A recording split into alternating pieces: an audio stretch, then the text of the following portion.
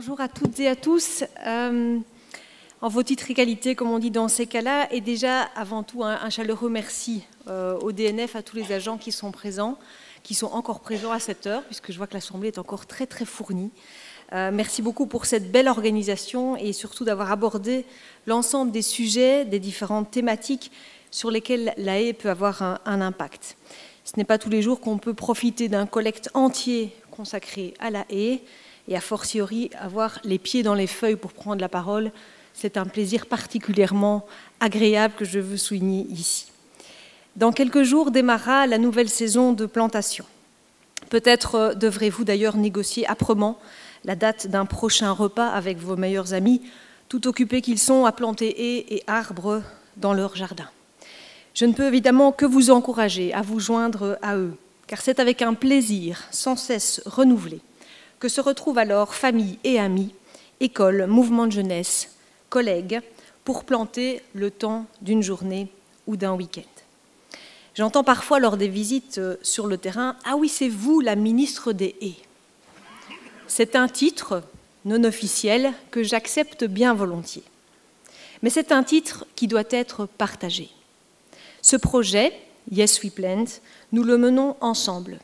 Avec vous d'abord, le DNF, avec vous, nos partenaires, et avec toute la population qui répond avec enthousiasme à notre appel. Au-delà du titre, il y a le pourquoi de notre engagement. Préserver la biodiversité pour nous protéger et nous offrir, ainsi qu'à nos enfants, un avenir désirable. Le million d'arbres plantés ou en passe de l'être est déjà une belle victoire. Mais au-delà de cet objectif atteint, je voudrais souligner 3 éléments qui me tiennent à cœur dans la mise en place de cette dynamique de plantation durable. D'abord, la haie avec un H comme habitat. Le premier exposé l'a bien montré, la haie a toujours existé en fonction des besoins du monde agro-pastoral. Cet habitat, pourtant entièrement façonné par l'être humain, remplit des rôles écologiques essentiels. Les haies traditionnelles servent de milieu de substitution bien utile pour toute une série d'espèces.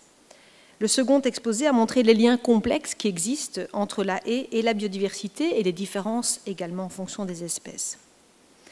Je ne vous apprendrai rien à vous, ici, agents du DNF, à vous, naturalistes, à vous, sensibles à cet enjeu de la nature. Le déclin de la biodiversité est là. La biodiversité, j'essaye souvent, pas quand je suis devant vous, mais quand je suis face à des publics peut-être moins habitués à cette notion, de l'expliquer simplement, en disant ceci. La biodiversité, c'est ce que vous avez mangé ce matin, l'air que vous respirez, l'eau que vous buvez. La biodiversité, c'est notre assurance-vie. C'est grâce à elle que nous vivons et nous devons donc en prendre soin. On ne peut pas se permettre d'assister les bras croisés à la dégradation de notre nature, de notre biodiversité, dont nous, et encore plus nos enfants, paieront le prix fort. Le deuxième élément, c'est la haie avec un H comme dans humain. Protéger la nature pour elle-même, mais aussi pour tous les services qu'elle nous rend, à nous, humains, humaines, est un impératif, à l'heure où l'effondrement du vivant, des écosystèmes et de la biodiversité est considéré comme un risque majeur sur notre planète. Les services que nous rend la nature sont inestimables et irremplaçables, notamment au regard des épisodes de dérèglement climatique que nous connaissons, comme encore la sécheresse de cet été et des étés précédents, entrecoupés d'une année d'inondation. Cette année d'inondation nous a confirmé l'urgence également d'anticiper les dérèglements climatiques, notamment par des solutions basées sur la nature. Planter des haies, planter des arbres a de nombreux avantages, vous les avez évoqués largement aujourd'hui, comme limiter les coulées de boue en cas de forte pluie, ou protéger encore le sol et le bétail en cas de chaleur ou de sécheresse. Ces phénomènes météorologiques extrêmes nous ont donné une grande leçon d'humilité par rapport à la nature. On ne négocie pas avec la nature, elle gagnera toujours. On peut soit tenter de l'affronter, soit au contraire essayer de comprendre comment elle fonctionne et s'y adapter. C'est résolument cette option que je soutiens et que je pense nous prenons ensemble.